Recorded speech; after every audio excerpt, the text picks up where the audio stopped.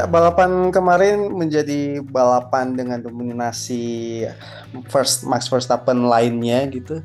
Ini mungkin keempat atau kelima kalinya menang berturut-turut. Tapi mungkin kabar baiknya bagi para tifosi adalah em, Charles Leclerc kembali ke podium setelah Austria mungkin. Terus habis itu beberapa hal aneh yang terjadi di balapan di Belanda kemarin nanti kita akan bahas lebih dalam. Tentu saja di podcast Pitbox Talk bersama gua, Alwi Akbar, Azim, dan juga akhirnya kembali lagi bersama Ditya. Apa kabar saudara-saudara sekalian? Lama sekali kita tidak bertemu bertiga ini. Ya, Iya. ya baik-baik lah gimana. Mm-mm. Ya. Mungkin mungkin banyak yang masih kurang ngeh kenapa kita tumben upload ke YouTube. Udah gua jelasin ya kemarin, cuman mungkin Ditya lu bisa menjelaskan lebih detail lagi ada permasalahan apa di podcast kita di Ya, Spotify? intinya podcastnya apa? Kita kan udah upload ke Anchor kan, apa udah lo ke Anchor, tapi kayaknya ada sedikit masalah di koneksi antara Anchor dan Spotify kita, jadinya nggak bisa ke posting kan, dari Spotify sama ke Noise nggak bisa ke posting itu. Ya Iya. udahlah untuk untuk apa? Mungkin untuk selanjutnya kita pindah ke YouTube aja kan. Pindah ke YouTube kan lebih. Kemungkinan Iya, iya, kemungkinan kemungkinan kita akan sampai akhir musim lumayan ke kali ya. ya, mungkin kita akan tetap lanjut terus di YouTube karena emang cukup kemarin di episode-episode kemarin itu lumayan apa ya lumayan bagus ya audiensnya lumayan bagus jadi ya pokoknya kita stay di YouTube untuk makin lama. Ini dejavu waktu video pertama kalau misalnya speeders ingat. Bedanya ini kita nggak bakal apa ya, nggak bakal nampil muka karena ya kalau gue pribadi sih masih kurang siap aja. Sebenarnya mau-mau aja, cuman kali ini lagi berantakan nih rambut ya, Ya susah mas. jadi kurang ganteng. Ya susah Terus, saya ngedit. iya, Saya iya ngedit. betul. Iya, Mungkin Anda sabar ngedit aja biar susah. cepat ya. Tapi BTW terima kasih banget nih buat speeders yang komen di YouTube apa saja yang harus kita perbaiki. Nanti kita akan perbaiki nanti di episode kali ini melalui YouTube. Dan kita langsung aja ngebahas soal balapan kemarin di Belanda. Gue pengen dengar secara umum deh dari kalian berdua apa yang kita bisa simpulkan dari balapan kemarin. Strateginya seru sih ya. Eh, apa apa ya apa kalau yang disimpulkan sih awalnya mungkin agak kalem ya awalnya kalem kemudian akhir-akhir semakin panas semakin apa semakin panas dengan faktor strateginya Mercedes dengan yang lain akhirnya ya sebuah balapan yang seru ya kan untungnya si Mercy bisa apa ya bisa yang the best dia mereka bisa memberikan perlawanan dikit walaupun kalah juga kan Mm-mm. Hmm, at least kan seru ya at least bisa seru lah minimal karena ini Belanda hmm. gitu Belanda sirkuit Zandvoort kan sebelumnya udah diprediksi kalau mungkin nggak bakalan seru kan tapi akhirnya ya ujung-ujungnya ya untungnya bisa seru dengan apa perang strategi antara PS dengan Red Bull gitu loh. Nah, Mm. Iya, Zim, seperti yang dibilang sama Ditya tadi itu dan kita tahu semua gitu bahwa em, Mercedes akhirnya menemukan apa yang kita kenal selama ini di musim lalu dan musim-musim sebelumnya memberikan benar-benar perlawanan secara power, secara taktik. Lu melihat Mercedes ini gimana kemarin? Kemarin mereka solid banget sih, memang sejujurnya kaget juga dengan pace-nya mereka yang mereka tunjukkan gitu. Karena mungkin karakter sirkuitnya Zandvoort juga kali ya, yang high downforce dan nggak terlalu butuh banyak power. Grip mereka Hmm. juga bagus selama selama balapan, selama satu weekend sih. Bahkan sempat satu dua kan di free practice pertama gitu. Berarti Hmm. memang memang cocok sih dengan karakter-karakter seperti Zandvoort ini yang tikungan cepat dan high Ya. downforce gitu. Dan em, strateginya apalagi sih yang kita ini yang kita lihat, start dengan ban medium yang ternyata lebih baik dari ban soft, lebih awet. Kemudian ban hard juga mereka sangat sangat bagus gitu pace-nya, sampai akhirnya diikuti oleh banyak tim termasuk Red Bull sendiri. Dan apa akhirnya membuahkan satu podium gitu di George Russell, walaupun tidak bisa dua-duanya gitu ya, tidak bisa Hamilton juga dapat podium gitu. Iya, Mercedes benar-benar sebenarnya masih bisa kelihatan pas di awal balapan, cuman benar-benar Nah, ini Mercedes yang kita rindukan itu pas pertengahan ke akhir, Hmm. terutama pastinya dua safety car. Nanti kita bahas soal Sunoda dan segala teori konspirasi yang ada. Mungkin kalian suka sekali dengan konspirasi. Terus kedua, gagal mesin atau elektroniknya dari Bottas. Jadinya momentumnya harusnya bisa di sana. Cuman langsung aja ke permasalahan Mercedes yang akhirnya menurut gua sayangnya anti klimaks gitu. Eh, Beberapa kali kita kita bahas di video juga, cuma mungkin perlu kita jelaskan lagi kenapa tidak dua-duanya, kenapa harus Russell, kenapa harus dikorbankan si Hamilton, Dit? Eh, dikorbankan ya, emang situasinya dah sulit sih situasinya kan, karena itu kan voice-nya apa, planning awalnya Mercy kan dua-duanya stay out kan, dua-duanya Hmm. stay out. Ketika safety car muncul dua-duanya stay out kan, si Hamilton si pertama dan kemudian Russell kedua kan, stay out dengan ban medium, kemudian si Verstappen di stop pakai ban soft kan. Nah Hmm. itu kan planning aslinya begitu, si Russell bakal nge-backup si Verstappen biar Hamilton bisa jauh gitu kan. Tapi ternyata si Russell apa namanya, si Russell itu dia mengalami sedikit masalah dengan banyak kan, masalah dengan suhu banyak kan, dapat masalah karena emang dia kayak ketahan sama Albon kan, kayaknya kebalikan ketahan sama Albon tuh, dia kan sempat kan di replay kan sempat nyuruh Albon maju kan itu kan. Kemudian itu karena emang suhu banyak udah dingin dan naikin lagi, akhirnya dia request ke Bansof gitu, dia request Hmm. Bansof terus dikabulkan, akhirnya dia pit stop dan bisa keluar di P3 gitu kan. Nah, kenapa kok Iya. Hamzah dikorbankan? Ya emang mau nggak mau, ya kan? Mau nggak mau karena memang udah apa? Yang pertama itu dia kan apa dalam posisinya dilematis kan, dilematis dia, dilematis antara milih milih stay out atau milih pit stop kan. Tapi kalau mau pit stop ya udah telat kan, udah telat. Hmm. Harusnya dari awal kan udah pit stop. Tapi karena ini udah telat, dia mau nggak mau ya stay out kan, tahan terposisi gitu loh. Iya, Terus iya. kemudian lagi kan apa namanya, ya mas, situasinya sulit gitu loh, mau mau pit stop tapi udah telat, mau nggak mau mau apa, mau nggak mau ya harus nahan sampai sendirian gitu loh. Ya ya Hmm. mau gimana pun ya ini emang apa saja sih ya kan, apa sih ya Iya, emang betul. situasinya nggak berpihak kepada dia gitu. Hmm. Situasi yang benar-benar ya mungkin sebagian besar mewajarkan, tapi tidak dengan fansnya. Ups, eh, Hey, gua nggak mau ngomong soal fansnya. hey, Bahas ya, untuk Aduh, first baru. emang, aduh, di Twitter Aduh, kan jangan, gila, kita aduh, Twitter aduh, ini aduh, gila, ini fokus lagi. Gua mau nanya ke si Azim. Twitter ini gila Panas. gitu. seru, seru. Serem. Sim, balik lagi ke serius. Kita semua dari penjelasannya Ditya kita sebenarnya udah tahu kondisinya seperti apa. Tapi gua kan karena gua suka ngayal gitu ya, berandai-andai. Kalau kalau ini situasi permintaan box-boxnya di Hamilton terus mengorbankan Russell, apakah itu akan menurunkan kredibilitas Mercedes atau mungkin secara taktik bakal sama aja gitu? Sebenarnya kalau misalkan boxnya si Russell ya, apa si Russell yang dikorbankan ya, sebenarnya juga nggak ngaruh apa-apa sih kredibilitas Mercedes gitu, karena apa kita juga sama-sama tahu gitu apa Mercedes pasti memprioritaskan Hamilton untuk menang lagi gitu. Apalagi di musim ini belum koleksi satu kemenangan pun gitu. Hmm. Lagi paceklik kemenangan juga.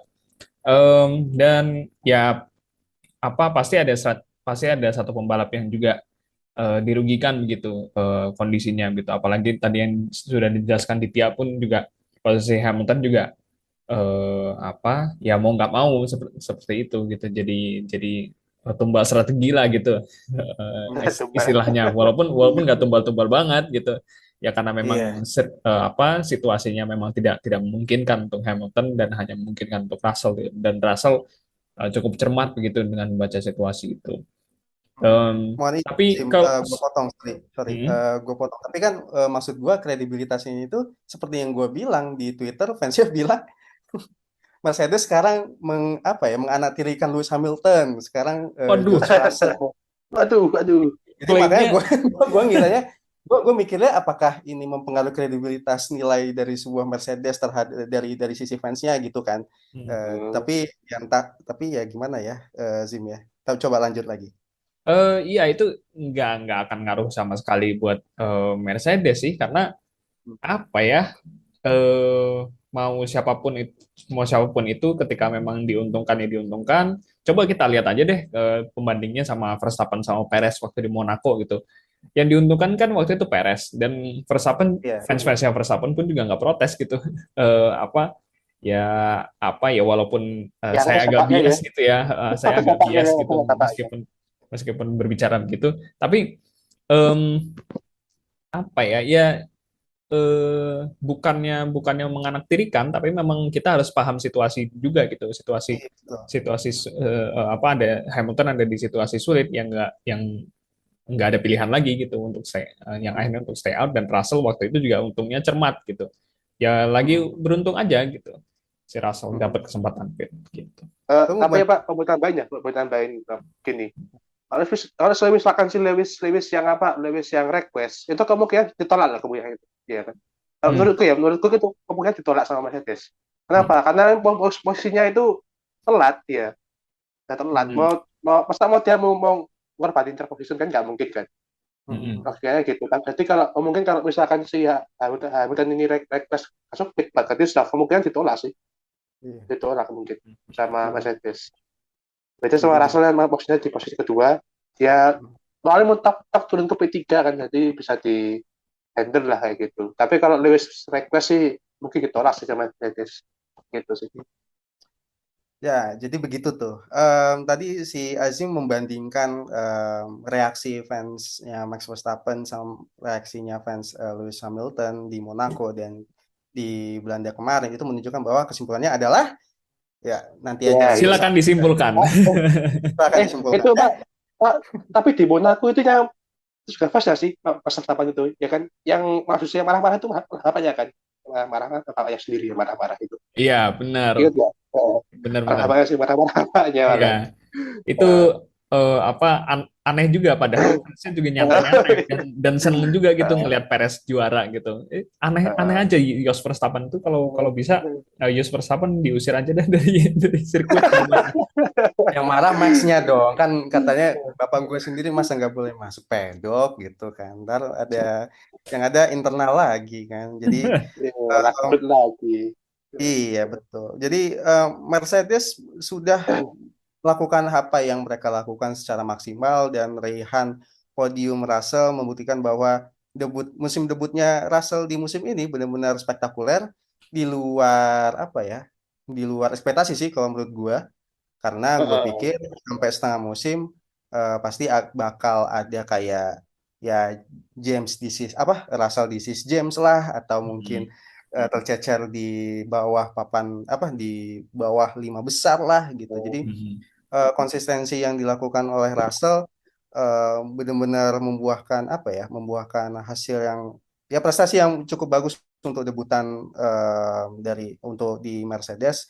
Hmm. Jadi kalau misalnya ada yang bilang Russell bakal langsung geser Hamilton ke apa sikut-sikutan ya mungkin ekspektasi Anda yang terlalu ketinggian saudara-saudara. Jadi Oh untuk mungkin. sekarang Russell menjadi debutan terbaik di Mercedes. Setuju, setuju. Sama nambahin sih paling sebenarnya juga cepat atau lambat sih Russell bakal jadi nomor prioritas Mercedes gitu kalau misalkan Hamilton juga juga sudah tidak bisa kompetitif gitu. Karena kita kita juga tahulah gimana posisi Vettel ketika ada Leclerc dan juga misalnya posisinya siapa lagi tuh Felipe Massa waktu itu ketika ada Fernando Alonso gitu. Betul sekali. Tapi apa, so far sih siapa sih Plus kan bisa nyamain Russell sih so far sih di apa di last beberapa desa balapan terakhir gitu ya. Di apa Hmm. Hmm. di Prancis, terus di Austria, terus di mana itu, di Hungaria sama di Belgia pun Lewis Hamilton pun lumayan bagus gitu loh. Iya, Di kemarin itu di Belanda pun yang pegang kendali kan makanya si Lewis kan si yang pegang kendali race kan. Jadi emang hmm. sejauh ini emang ya si Lewis kan emang dia agak perlu apa ya, kayak perlu adaptasi kan dengan mobil barunya sekarang ini kan. Jadi emang ya Russell bagus, cuman emang si Lewis ini nggak bisa diremehkan gitu loh. Dia terbukti Mm-mm. bisa sedikit demi sedikit bisa keep the pace gitu loh.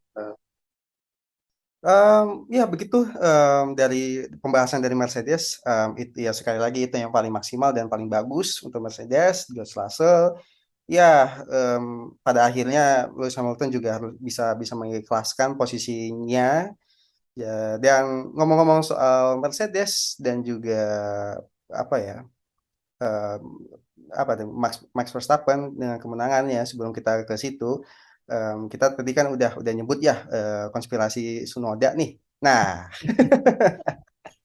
apakah Anda percaya konspirasi? Pertanyaan pertama nih, apakah Anda percaya konspirasi? Tidak, tidak. Enggak. Iya. Apa Enggak. ya itu enggak sih. Tapi ya emang kalau ada yang percaya sih enggak heran juga sih. Kalau ada yang percaya enggak heran juga karena emang kemarin itu emang agak aneh sih. Ya kan emang agak aneh. Tapi kalau secara apa pribadi sih enggak sih kalau percaya emang emang apa lebih mikir logis aja. Lebih mikir logisnya aja. Heeh. Sebenarnya apa ya, permasalahannya itu dari ban, belakang atau depan, depan kiri atau belakang kiri? Mohon koreksi Nah, guys. belakang kanan belakang kiri ya. Apa ya? Belakang Iya, kiri, pokoknya belakang kiri. Belakang kiri belakang tadi. kiri ya. Belakang kiri ya? Belakang Ah, kiri. ah. Kiri ya? Eh, Mhm. Kiri belakang kiri. kiri. Seingat gue ya kedengarannya belakang kiri. Ya kalau misalnya di komentar mohon koreksi ya guys, karena Mhm. kita juga lupa-lupa ingat. Koreksi. Yang pasti yang kita ingat 2 kali berhenti aja, udah gitu aja. Dua kali Betul. berhenti.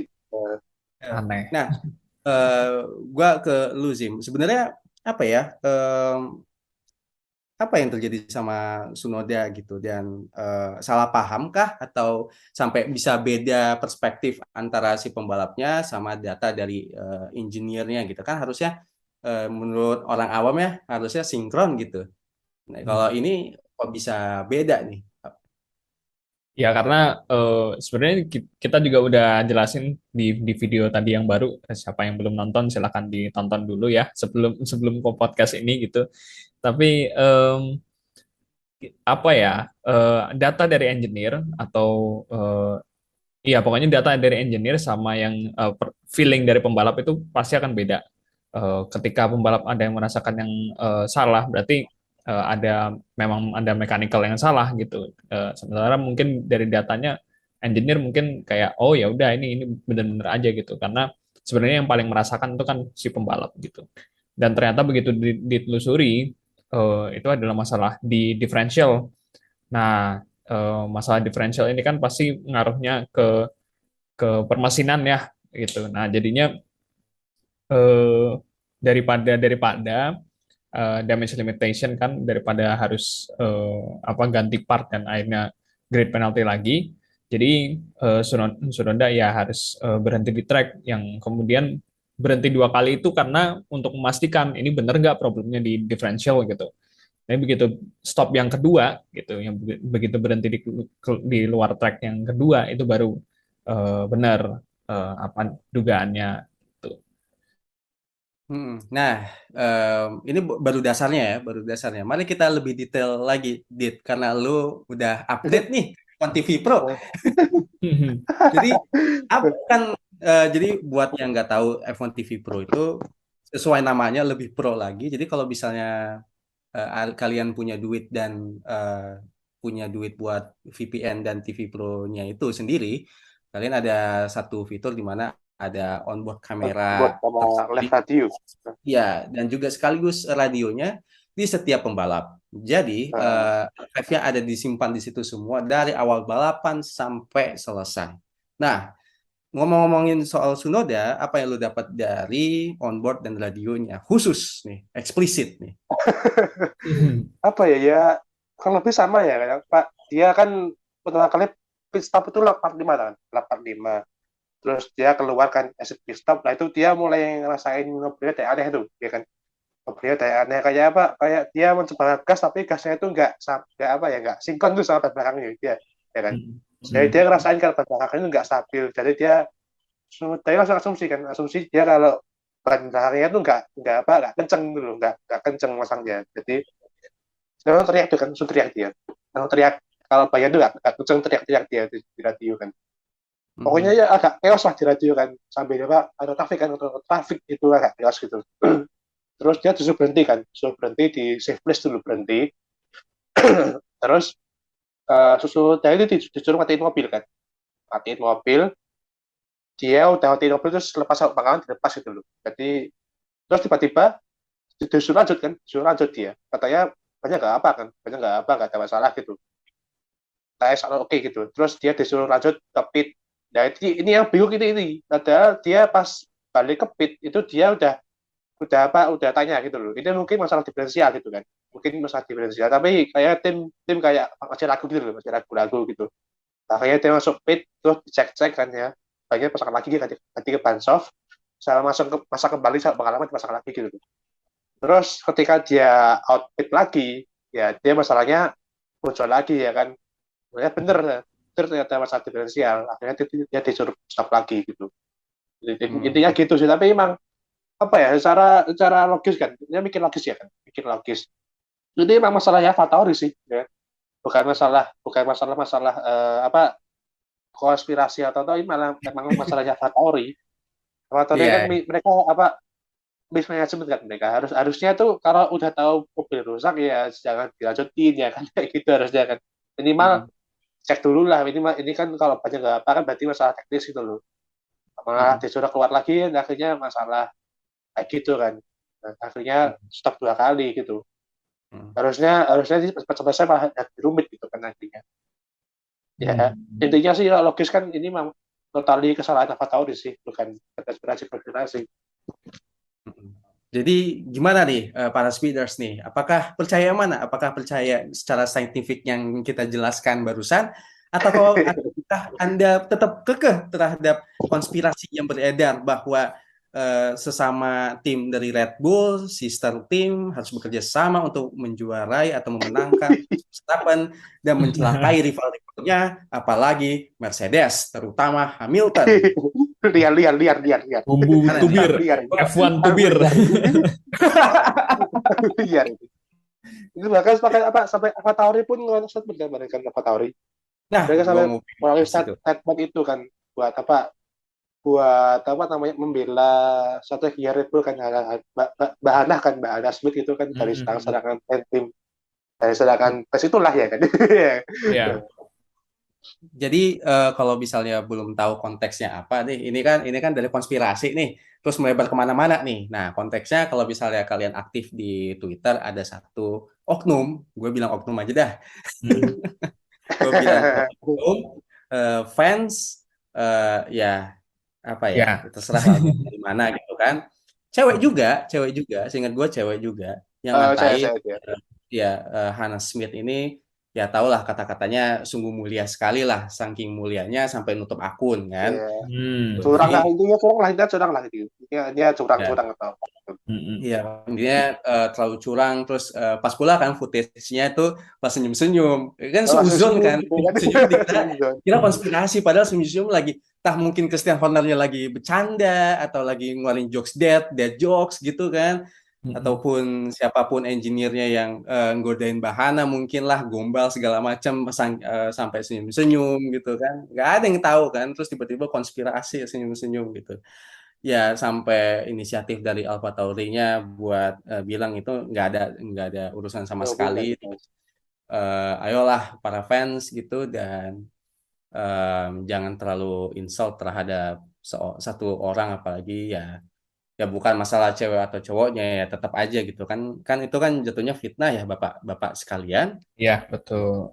Dan ngomongin soal fans, gue mau nambahin nih, ternyata kita ya, Dit ya, udah nemu satu orang waktu kualifikasi yang lempar flare. Entah Nah, tak itu. flare Nah, yang itu. pertama atau kedua, yang pasti, Itu kayaknya eh, yang kedua deh ya.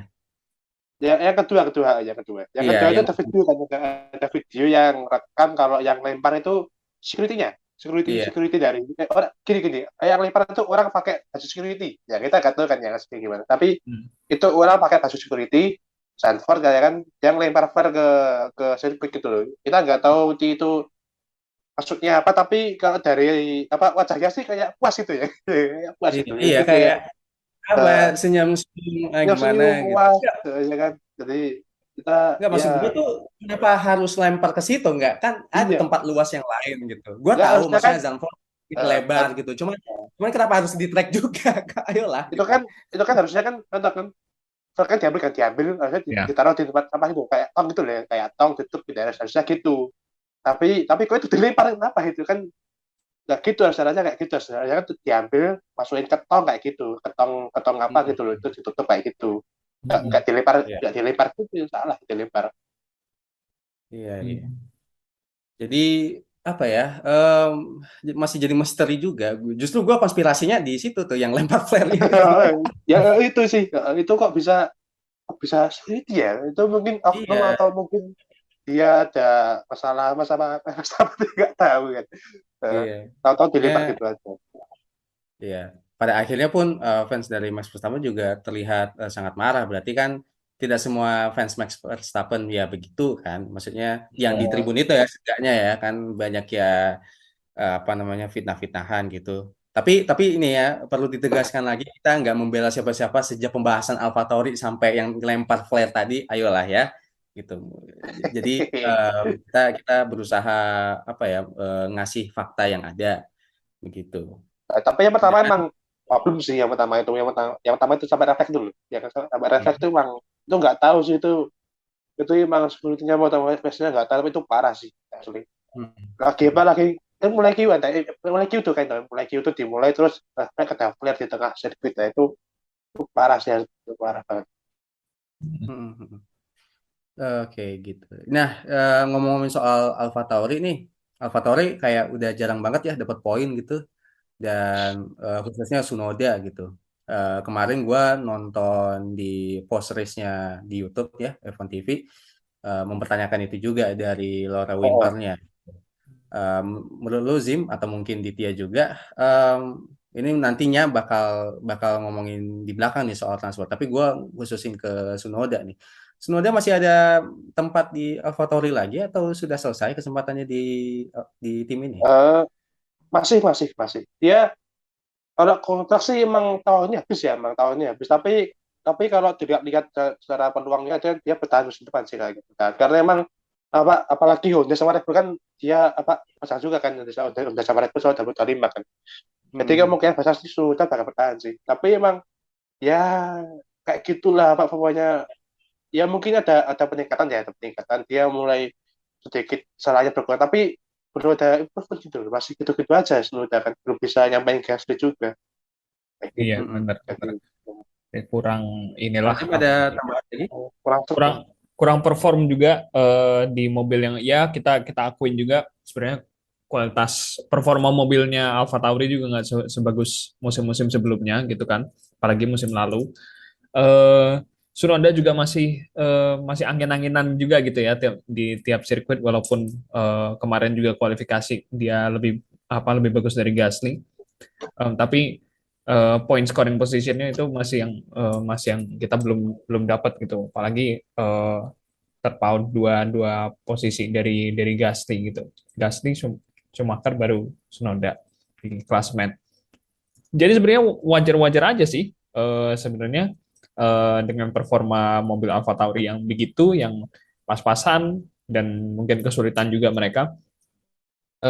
Tapi ya Tsunoda juga harusnya bisa lebih konsisten lah meskipun dengan mobil yang seperti itu gitu. Karena ini tahun tahun keduanya gitu, walaupun ya itulah kembali lagi ini regulasi baru dan semuanya baru gitu.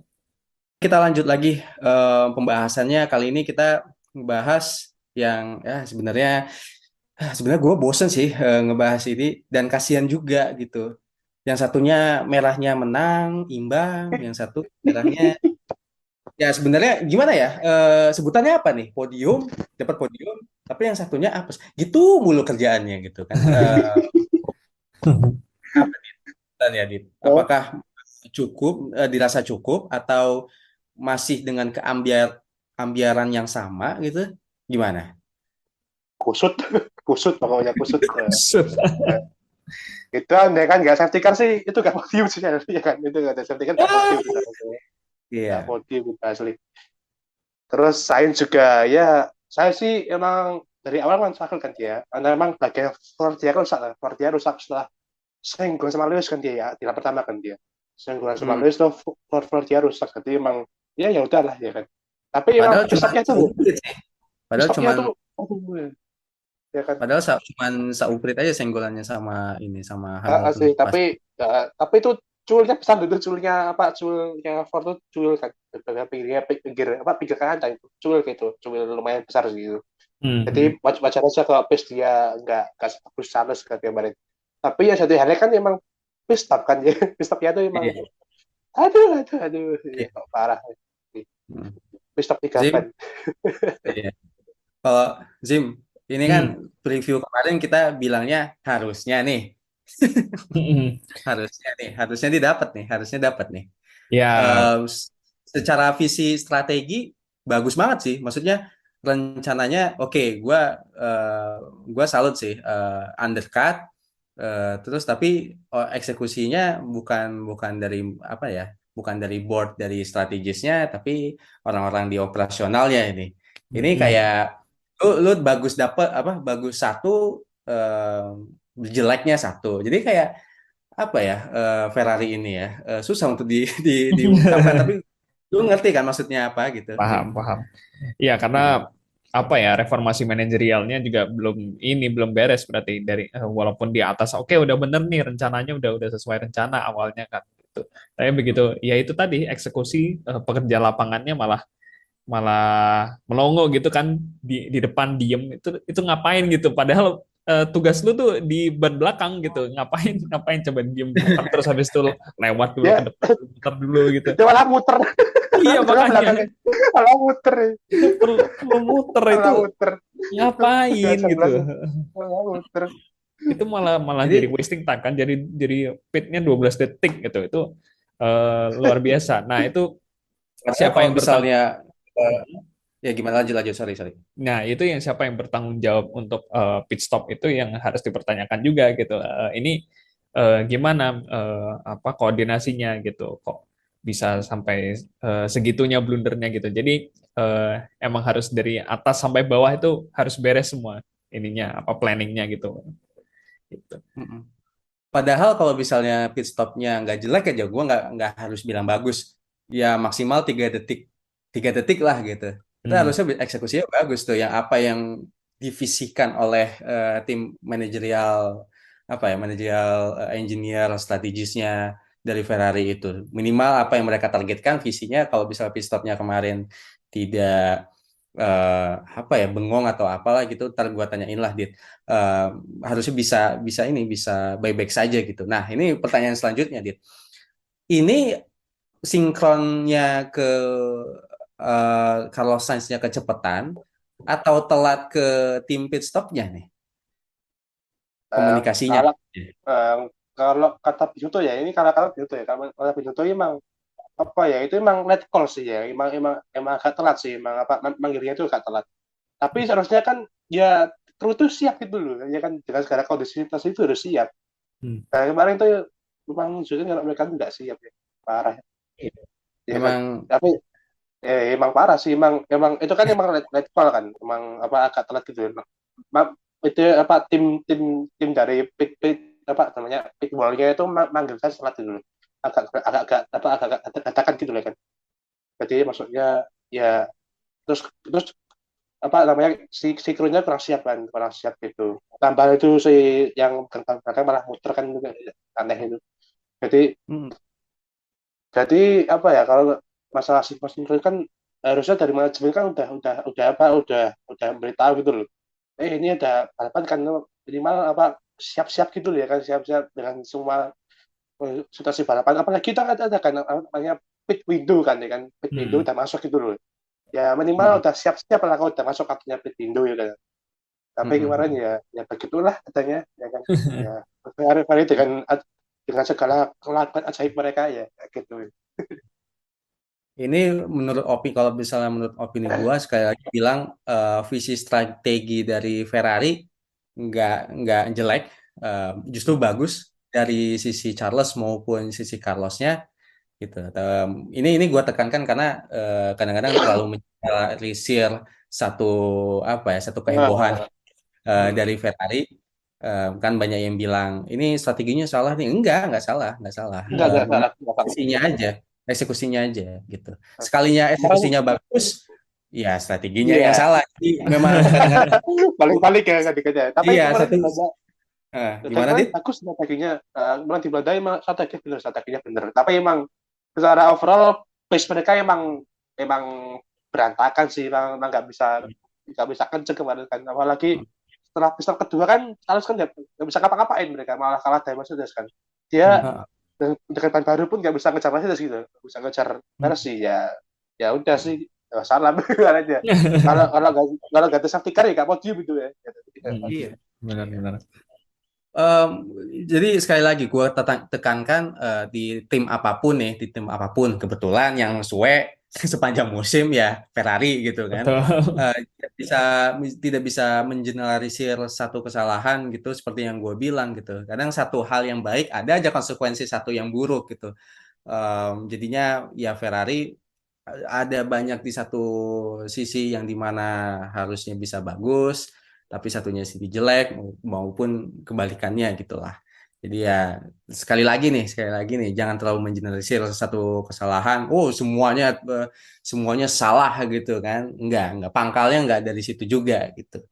Gitu. Ini ngomong-ngomong soal pit stop yang apa ya, pit stop yang lumayan bengong ini mengingatkan gua atau kita semua terhadap apa ya Ferrari tahun 90 berapa atau 2000-an awal gitu.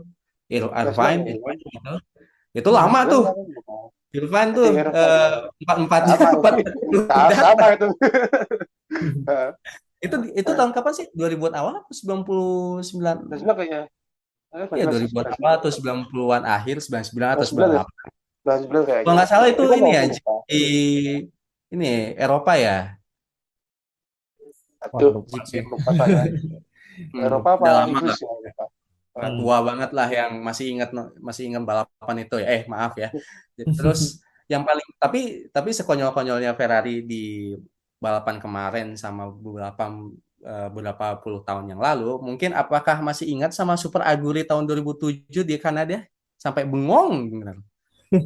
Oh Cuman iya, iya. diliatin doang sama pit Ya, crew-nya pengertian habis ini itu jadi tahu-tahu Iya. udah di depan. itu Jadi kalau nonton TV kaget kan. Lu kok Heeh. stop? jadi jadi mungkin kalau misalnya ada yang tidak tahu atau sudah lupa tahun 2007 kalau nggak salah, tahun 2007 spesifiknya di Kanada, mohon koreksi kalau salah, Super Aguri Honda, tim sisternya dari Honda itu tadinya harusnya melakukan pit ya. Cuman entah bagaimana satu pit itu tidak sadar semua. Ini lebih lebih parah daripada Ferrari yang kemarin loh. Ini benar-benar kayak nontonin TV gitu terus tiba-tiba mobil Agurinya siapa gitu masuk di pit box habis itu kayak liatin oh pit box ayo gitu kayak Lucu banget kayak itu. baru-baru mobilnya datang entah itu adalah komunikasi yang paling parah yang pernah gue lihat. Ferrari yang kemarin tuh belum ada apa-apanya. Di Irvine tuh belum ada apa-apanya. Ya Super Aguri ini lah tahun 2007 nih yang paling parah nih, sampai benar-benar makan waktu banyak nih. Jadi ya Itu kayak dari Ricciardo lah tahun aku 16 ya dulu kan. 16 Ricciardo dari masih Ricciardo kan. ya Ricciardo 16. nggak terlalu gimana lah ya. Gue tetap Super Aguri top number one lah. Parah sih. Parah. Parah. Masih ngomongin soal Ferrari nih, Charles Leclerc dapat podium lagi, si anak bangsa. Akhirnya kita bisa melihat bendera merah putih di podium. Jaraknya 109 poin, ya udahlah ya. Gimana tuh? Ya Jaraknya Ya udah, segitu, udah sih. ya ya Ya udah udahlah udah ya. lah ya. Pasrah. ikhlaskan Sewis ya wis. saja. 109 Sewis ya poin. wis. 100 loh, 100-an lebih loh ya ampun. Malah dekatnya itu sama Sergio Perez. Sama ya poinnya Sama kan, 200. poin sama, poin sama. 246 atau 240-an sekian lah gitu kan. Jadinya 2 dan 3, urutan 2 dan 3 mungkin perbedaannya lebih banyak menang, ya pastinya lah karena 3-4 kali menang sedangkan Ceko cuma sekali doang yang waktu di Monaco. Tapi kan masih bisa ini jadi perebutan runner up alih-alih perebutan kejuaraan gitu. Iya. Ferrari harus menghadapi juga di Monza, nanti kita bahas Monza.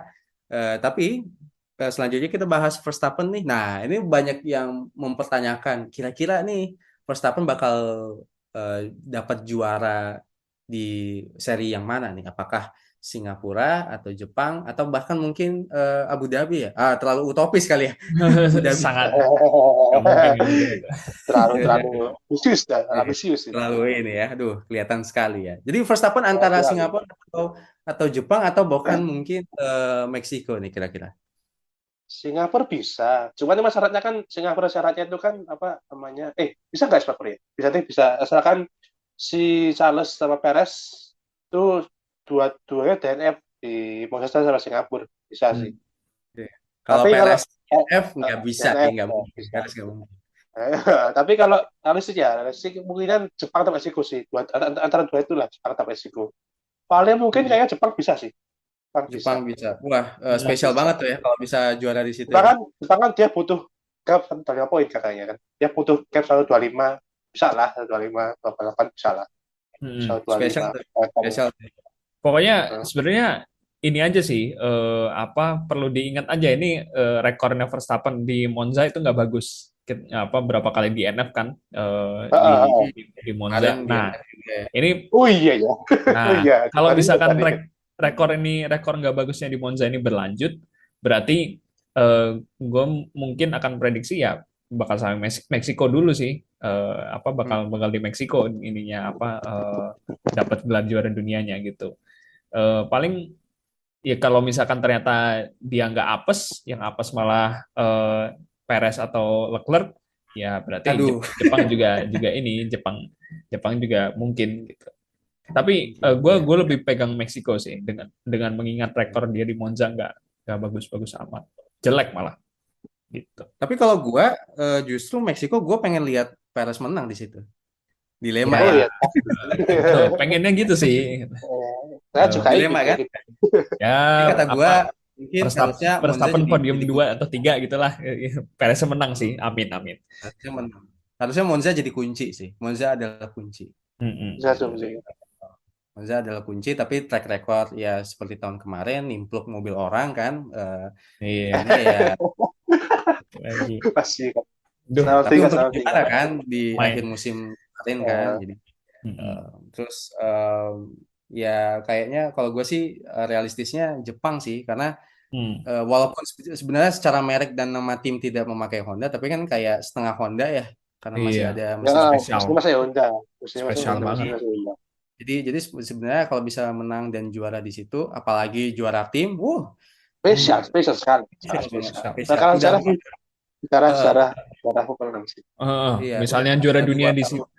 juara dunia di situ, Jadi, Max sama konstruktor kan, terus Red Bull 1-2, wah udah spesial banget tuh. Wah, udah. Perfect, perfect, perfect, perfect, perfect, perfect. Iya, perfect. jadi ini kan jadi kerinduan tersendiri sama publik Jepangnya kan. Kemarin tuh Hmm. dua kali tidak pernah masuk kalender 2009 Tiga tahun nih, 2 tahun ya? 2 tahun nih. 2021 2 tahun. dua 2 tahun tahun dua yang masuk tahun kalender ya. 2 Hmm. tahun. Iya, 2020 sama 2021, terus baru 2022 muncul lagi, sekalinya muncul lagi, Juara apa, dunia, ya. Perfect, juara lah, juara semuanya, perfect, perfect. perfect sekali gitu. Tapi kalau misalnya belum bisa juga, bisa di Meksiko, kalau belum bisa juga setelah Meksiko Amerika Serikat, nggak tahu nih apakah sampai Abu Dhabi nggak lah ya, nggak Paling bisa. mentok mentok Meksiko lah, mentok mentok Meksiko, mentok mentok Meksiko Mentok-mentok bisa. Meksiko, mentok Iya. Mentok Meksiko. Meksiko Jadi, bisa. jadi kalau bisa ada yang mengharapkan sampai ke Abu Dhabi, jangan dulu ya. Tergantung nih, rival terdekatnya siapa nih? Anda terlalu Kalau halu ya, terlalu halu iya, itu punya kalau punya misalnya ini. rival terdekatnya si Perez, Ceko lebih gak mungkin lagi. Masa tiba-tiba langsung juara dunia Ceko bisa, cuman agak sangat plot twist sekali nih Iya, musim musim ini. nggak Jadi mungkin. eh, yang pastinya musim ini ya udahlah ya, Max Verstappen juara. Tapi ditentukannya antara Jepang sama Meksiko begitu. Tapi kalau gua sih Meksiko masih pengen lihat Ceko menang, pengen banget lihat Ceko menang, pengen lihat bapaknya apa ya joget-joget lagi Happy gitu happy kan. joget-joget Iya, happy ya. Gitu. Jadi eh, ya lihat saja nanti ya Max Verstappen, tapi kuncinya antara Jepang sama Meksiko begitu. Nah, selain itu kita rada apa ya sebutannya underrated gitu di balapan kemarin. Em, Alonso sama Stroll nih dapat poin nih, Ya, iya. lumayan konsisten juga nih. Gua pengen langsung apa ya menggabungkan dua pembahasan kemarin ke pembahasan soal bagaimana gambaran kalian soal masa depan tim Aston Martin bersama dua pembalap ini, yang satu juara dunia 2 kali, yang satunya anak papa gitu. Hubungan Alonso sama sama Stroll itu apa ya? Ya kalau tidak lihat kan semoga saja Alonso bisa di leader kan di Aston Martin kan dia jelas di leader di sana dan dia pun juga kayak di kontrak 2 sampai 3 tahun juga kayaknya kan 2 sampai 3 tahun di sana ya semoga saja bisa mendidik Stroll lah ya kan bisa biar lebih robust di sirkuit gitu kan seenggaknya karena emang Mm-mm. Stroll ini membutuhkan seorang balap yang punya punya apa ya punya ambisi besar itu loh mungkin Vettel Vettel iya tapi Vettel kan nggak apa ya nggak se apa ya nggak se apa ya Ambisius. mungkin nggak se apa ya istilahnya apa ya mungkin nggak seperti Alonso gitu yang mungkin lebih agresif kan lebih agresif lebih eksplisit itu di sirkuit gitu kan jadi seenggaknya Hmm. Stroll ini bisa dapat sebuah parameter baru sih parameter baru dalam karirnya itu dengan bisa langsung belajar ke Alonso gitu yang ya pengalaman sekutang F1 gitu sih ya mungkin Mm-mm. hubungan mereka seperti itu tahun depan semoga aja Alonso bisa nampas Stroll sih bisa nampar tuh orang bisa Iya. bisa apa kasih kasih jalan yang keras gitu ke Stroll gitu. Iya, Zim. Jadi ini Alonso, apakah Alonso bisa membuat Lawrence Stroll akan merasa dilema gitu? Karena ya kita tahu sendiri ya, Alonso kan lumayan belak-belakan lah, walaupun sebenarnya sekarang-sekarang ini ya rada berkurang gitu. Tapi untuk internal tim sendiri, apakah Lawrence Stroll harus menghadapi dilema, kemungkinan dilema seperti ini gitu? Justru kalau gue berpandangan si Lawrence itu harus apa ya melihat kenyataan gitu bahwa karakter Alonso seperti ini dan karakter juara, juara dunia mental mental juara ya gitu ya. Pasti pengen yang benar-benar pengen yang sesuatu yang lebih dari tim, mengekspektasikan yang lebih apalagi dengan sumber daya yang dimiliki Aston Martin gitu. Coming soon juga kan, pabrik yang apa mereka bangun gitu dan akan dibuka kira-kira akhir tahun ini atau tahun depan. Nah, itu mohon mohon dilihat lagi. Nah,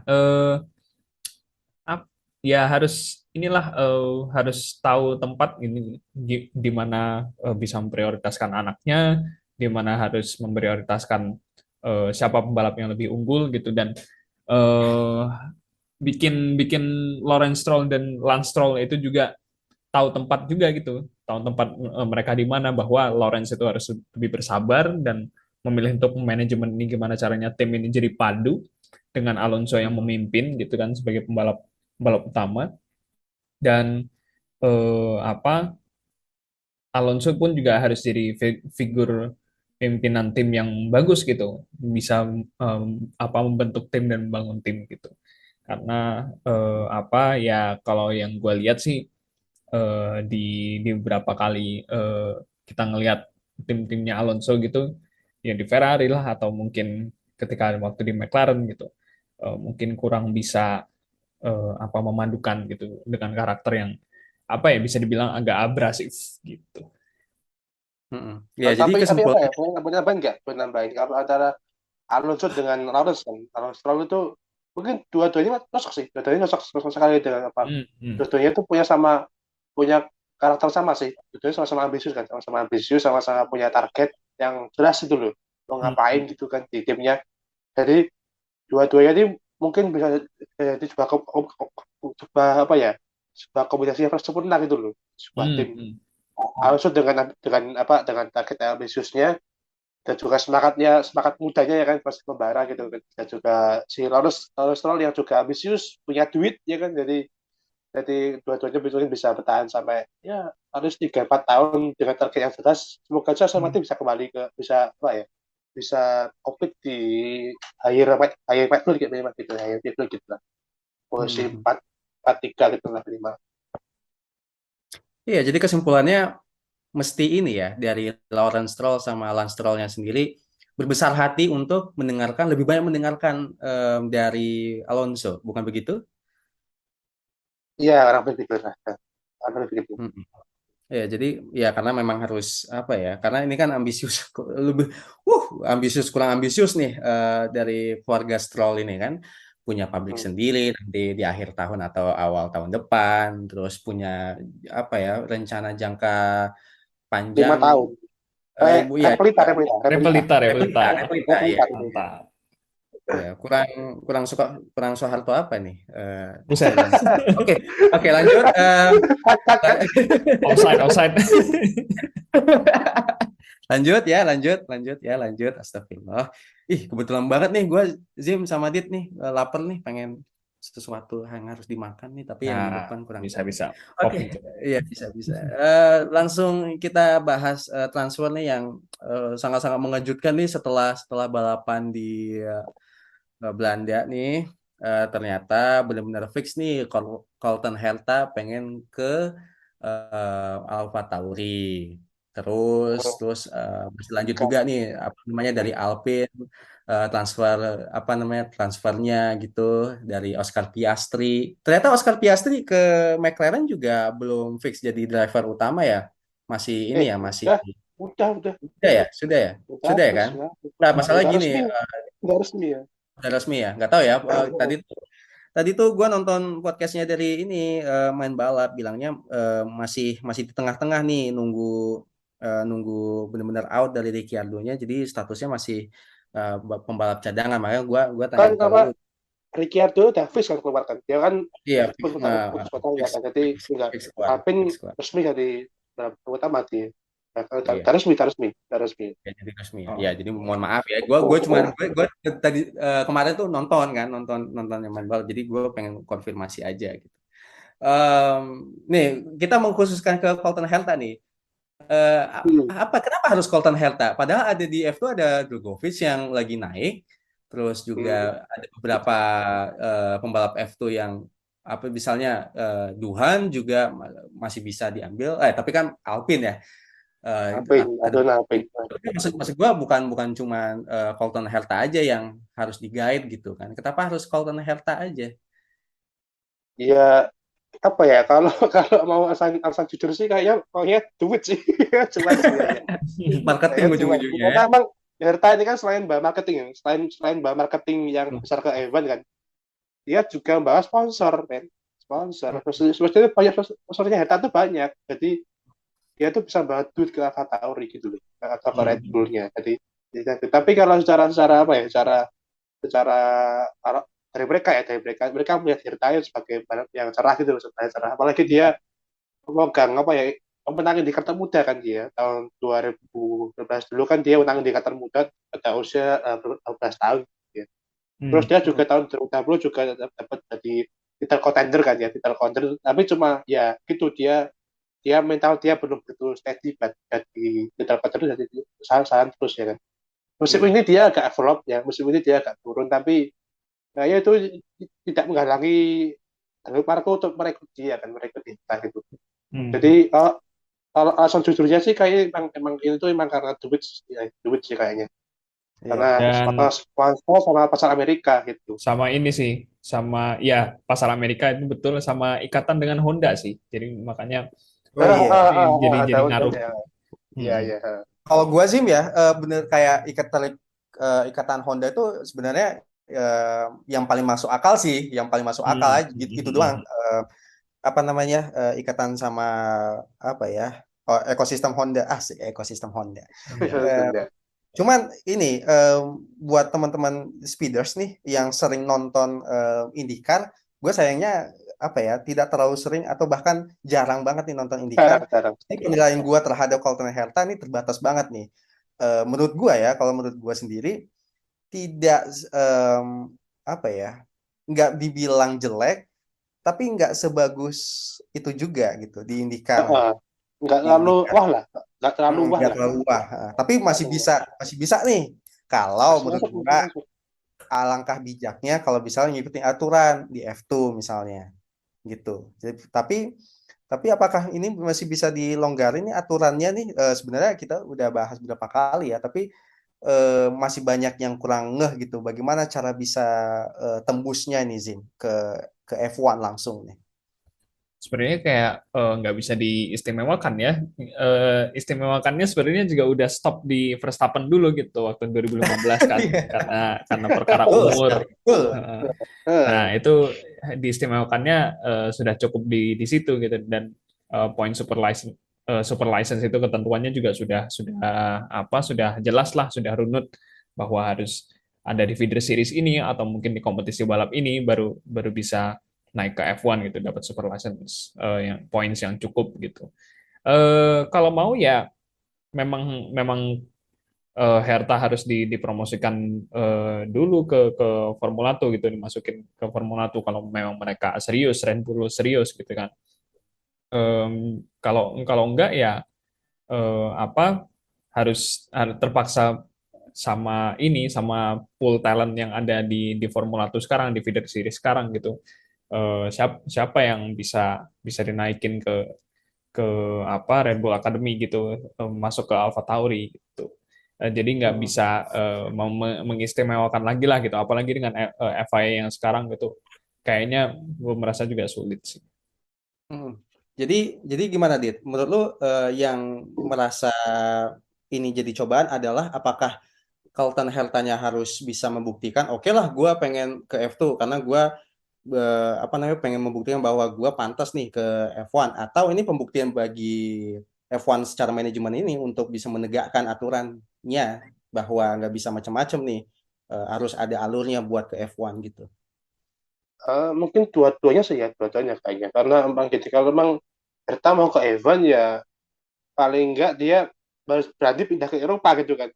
Emang Mm-mm. karena emang aturannya FIA ini kan sangat-sangat Eropa itu kan, sangat Eropa status gitu loh. Jadi misalnya Herta mau membuktikan dia bisa masuk Evan yang minimal minimal dia berani untuk pindah ke apa ke Eropa, minimal F2 gitu kan. Tapi Mm-mm. FIA, pada FIA ini emang ya mereka harus apa ya harus kayak mematuhi aturan yang mereka buat sendiri gitu loh.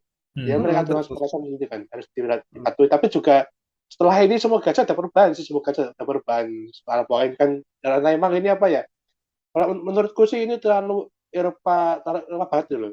Fokusnya itu terlalu di Eropa. Apalagi Hmm. di Karti kan lebih apa ya, lebih potensinya itu lebih kompetitif, lebih tinggi daripada F2 menurutku ya. Lebih apa Mm. lebih apa ya namanya high potensinya lebih tinggi gitu loh, lebih lebih besar daripada di F2. Jadi emang paling enggak di juara itu diberi poin lah 40 poin gitu loh, juara satu gitu kan. Mm. 40 poin lah minimal gitu. Ini kan yang juara kan dapat 30 poin di karya kan. 30 poin belum aja, jadi belum cuma belum 30 cukup. poin yang juara. Belum cukup buat Evo, jadi minimal minimal nanti FIA sih bisa memberikan poin lebih kepada balapan di Amerika gitu loh, biar biar mereka bisa bisa ke event juga gitu, nggak harus ke Eropa gitu kan, minimal minimal gitu sih minimal. Iya. Ya, jadi kita masih masih menunggu saga transfer di F1 nih, benar-benar seru sekali nih, karena ini Colton Herta ini akan menentukan Gasly kemana, Mick Schumacher kemana, dan lain sebagainya. Uh, Terus iya, jadi ya kita tunggu saja lah dari transfernya ini. Nah, kita akan bahas nih preview Monza nih bentar nih. Ya, ya karena kenapa kenapa gue bilang bentar, karena kalau misalnya harus dibahas lagi soal Ferrari, ya udah tau lah kemampuannya seperti apa. Kalau iya misalnya betul lah ya, Red Bull, ya udah tau lah ya kemampuannya seperti apa tahu gitu. lah. Jadi, nah, cuman ya yang menarik adalah seperti yang Azim bilang sebelumnya bahwa track record dari Max Verstappen nggak begitu bagus dari tahun ke tahun di Monza. Nah, apakah harusnya momentumnya akan terus berlanjut, atau apa sih yang jadi permasalahan em, apa ya, Max Verstappen dan Red Bull di Monza selama ini kan, power speednya ya bisa dibilang ya nggak nggak anjlok lah di Monza gitu. Ah, uh, apa ya, gimana tuh? langsung dulu lah. Langsung. Eh, Kalau untuk masalah speed Ferrari, bisa lah itu bisa bisa diatur gitu, apa settingnya gitu. Dan pastinya apa ya, eh, ada motivasi tambahan dari tifosi gitu kan. Ini kalau kalau misalkan untuk memperbaiki performa mobil ya, untuk memperbaiki ya performa ketika balapan gitu ya, race weekend ya, di sini momentumnya gitu ada di Monza gitu waktunya. dan itu waktu yang pas tuh langsung unjuk gigi di depan tifosi gitu. Tapi ya kita harus ingat juga bahwa pace Red Bull di trek lurus itu sangat kencang gitu. Apalagi kita lihat restart kemarin kan, restart safety car, gimana Verstappen dengan mudahnya menyalip Hamilton gitu di lurusan, dan ketika di Spa juga Red Bull juga perkasa dengan finish 1-2 gitu kan. Nah, ini power dependent banget gitu sirkuit Monza. Nah, ini gimana caranya dengan mungkin aerodinamika yang apa juga efisien gitu. Nggak cuma Red Bull aja yang efisien, tapi Ferrari juga bisa dibilang cukup efisien gitu. Bukan sangat sih, cukup. Em, Mereka harus memanfaatkan bagian-bagian track yang bisa saja Red Bull keteteran di situ, misalnya di chicane Ascari gitu, atau di Parabolica gitu. Gitu sih, harus memanfaatkan tiap sektor track untuk bisa mengungguli Red Bull gitu. Terus apa yang harus dilakukan Max Verstappen supaya nggak kejadian tahun lalu dan tahun-tahun sebelumnya yang bisa Kalau dikatakan agak apes gitu? Kalau itu kalau mau jawaban seriusnya mungkin dia harusnya udah paham lah bahwa tahun ini dia juga statusnya udah jadi juara bertahan gitu. Jadi nggak perlu ngoyo lah istilahnya gitu. Em, ah, tapi kalau untuk jawaban yang agak bercandanya mungkin ya perbanyak ibadah aja biar mesinnya nggak melepuh atau apa gitu. Gitu sih. Atau mungkin berharap Ferrari kenapa-napa lagi gitu ya? Wah, doanya buruk Jadi sekali. itu Gimana kayaknya dong? udah pasti tuh. Itu kayaknya udah pasti, Bisa Mas. didoain ya, Udah bisa pasti itu. didoain tuh ya. Kasihan. Mm-mm. Kalau Ditya sendiri gimana ya menggambarkan apa ya sirkuit ini gitu? Ya, maksudnya ya gitu-gitu aja lah gitu kan. Ferrari ya masih bisa berikan perlawanan di tikungan, sedangkan Max Verstappen dan Red Bull-nya masih powerful di lurusan gitu. Kalau Red Bull sendiri mungkin bakal unggul jauh sih. Mungkin bakal apa? Kita melihat lihat apa namanya replikasi dari performa mereka di Spa sih kayaknya. Kayak gitu kan. Karena emang Monza kan aspalnya bergelombang kan, nggak rata gitu loh. Mm-mm. Terus terus saya pun ada apa namanya garapnya apa tinggi gitu kalau kan tinggi kan. Mm-mm. Jadi kayaknya sih saya hampir semua tim bakal naikin ride hack sih ya kan. Mereka bakal naikin keluarga akan tinggi kan, akan ditambah tinggi gitu loh keluarnya. Jadi Python. itu mungkin bakalan lagi-lagi nunggu Red Bull sih kayaknya. Jadi kalau misalkan mereka bakalan dominan di Monza, kita nggak kaget sih, aku nggak kaget. Nggak kaget.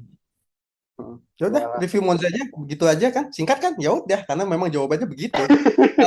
Paling kalau misalnya mau nambah lagi, eh, tim papan tengahnya yang bisa show off di Monza nih. Alpin pasti Alpin. Alpin.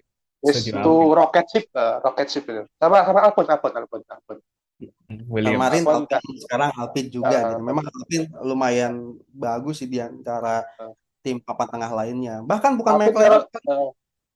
Alpin kalau di tak lurus kan bagus mereka ya kan. Kalau di lurusan kan kayak roket mereka kan. Hmm. Terus sama Albon mungkin juga bakal poin lagi sih dan di Monza ya kan. Siapa Karena tahu emang ya. lo fokusnya Williams memang super bagus banget. Bahkan tanpa menyebutkan McLaren nih. McLaren ya paling Norris sih. Paling Iya, Norris. Norris. Ricardo udah nggak ada harapan, udah bye-bye. Udah baiklah udah habis lah ya. Hati-hati, ntar kita DM lagi sama. Nah, oke. Waduh. Sekian dari Pitbox Talk episode kali ini. Mungkin dari apa podcast ini banyak feedbacknya. Mohon maaf aja kalau misalnya ada beberapa hal yang agak nyeleneh atau salah atau secara pembahasan masih kurang gitu. Guanya secara pembawaannya masih kurang, ya mohon maaf aja. Dan ya mungkin kita akan bertemu lagi di Singapura ya. Ya dah, sekian dari itu aja pembahasannya. Terima kasih banyak sekali lagi. Akhirnya kita bisa full tim nih bertiga di podcast. Nantikan saja di Singapura. Ya, gitu aja. Sampai jumpa. Dah.